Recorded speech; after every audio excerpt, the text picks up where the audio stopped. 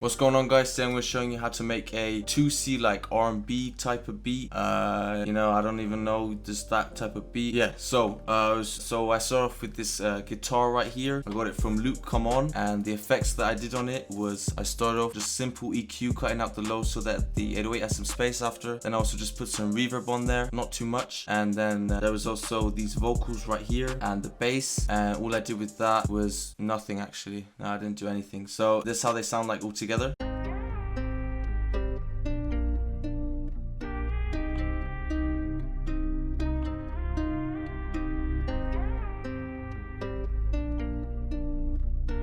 So after I had that, I didn't add any other melodies myself. I just went straight to the drums, and I just started off with this clap right here.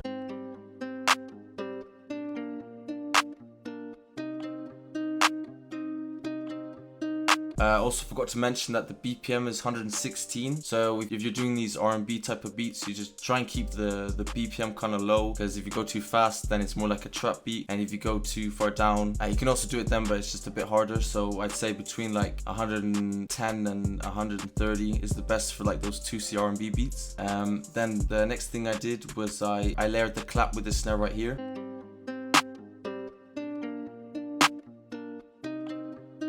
Then next up, I got this hi-hat pattern right here. Just a few rolls in there for the type of hi-hats he uses on his type of beats. It's like lots of rolls and all that stuff. So make sure to add a lot, but not too much, so that it's just add enough that you can still rap on it.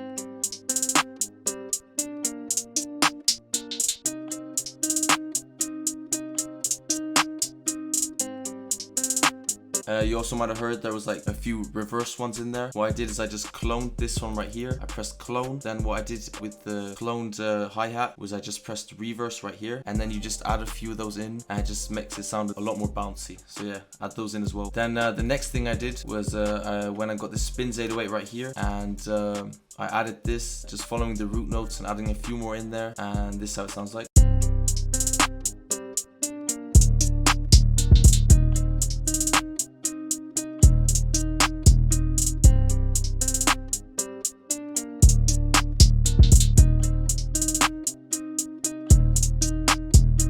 Then I added this kick right here. The kick is sitting quite hard. It doesn't hit on every 808 note, but yeah.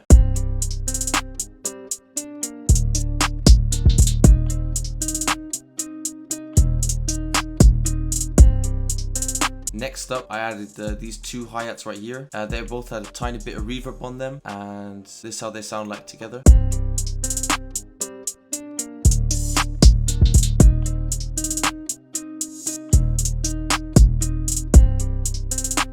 Then I added another hi-hat that just follows every time the kick hits.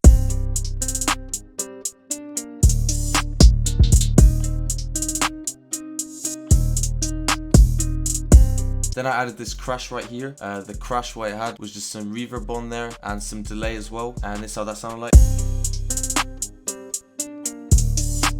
Then the last thing I added was this snare right here. To actually add quite a lot of snares to this beat, and yeah, as you can see, like a few snare rolls as well in there, and this is how they look like together.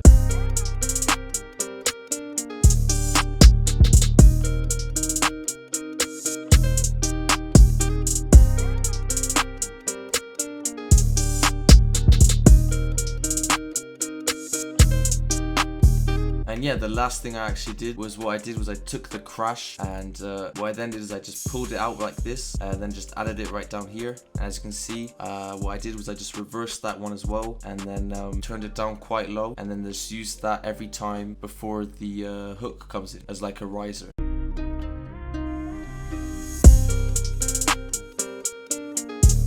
And yeah, that was already the whole beat right there. The last thing I did really was just the arrangement. So just a quick intro here, and then it just starts off with the first hook already right here, just with the main like guitar melody and that counter guitar melody. What I took out was the vocals. They only played during the verses. So then this right here is the first verse.